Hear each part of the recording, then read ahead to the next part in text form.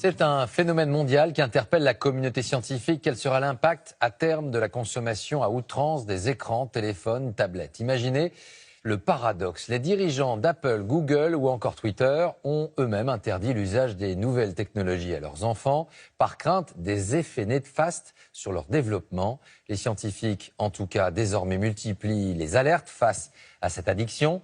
Illustration concrète ce soir avec cette expérience menée en Angleterre dans 4 familles. Grand format signé Loïc Delamornay et Anto Filippi.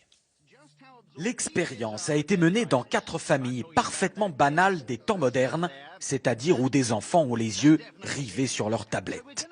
L'objectif est d'observer ce qui les poussera à quitter leur écran des yeux, alors qu'autour d'eux, la réalité change. Les parents sont complices de l'expérience. Début modeste avec changement des tableaux au mur, aucune réaction.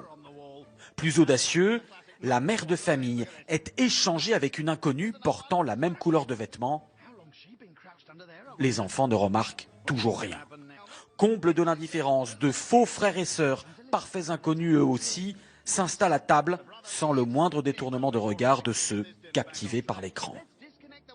Il faudra attendre la coupure d'Internet au moyen d'un brouilleur pour que les enfants découvrent que le monde réel autour d'eux a changé.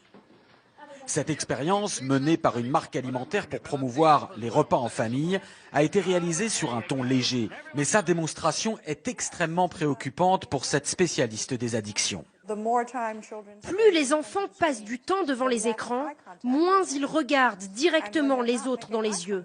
Et sans regard direct, on ne lit plus les codes sociaux, donc ils n'apprennent plus à vivre en société. Il y a donc des effets directs sur le cerveau et l'apprentissage, similaires à ce qu'on observe avec n'importe quelle substance addictive, y compris les drogues. Une vraie drogue, le mot est lancé.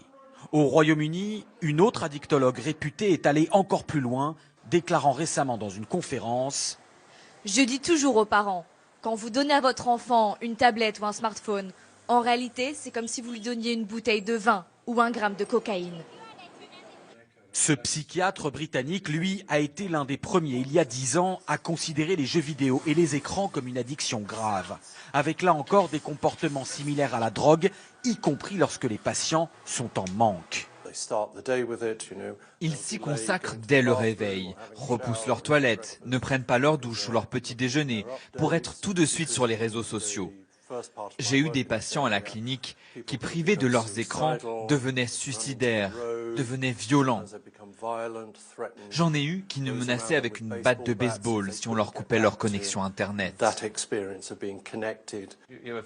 Sans atteindre une telle extrémité, la famille Cook subit cette dépendance aux écrans. Le fils sur son smartphone, la fille sur sa tablette, et des parents qui se sentent dépassés.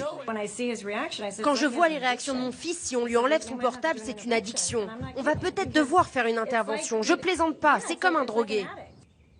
L'intervention, cela peut être ceci, un sevrage, qui utilise là encore les mêmes techniques que pour les addictions à la drogue. Au Royaume-Uni et aux États-Unis, de nombreuses institutions proposent des cures de désintoxication en pleine forêt. Ce jeune homme est là depuis plusieurs semaines et semble littéralement renaître.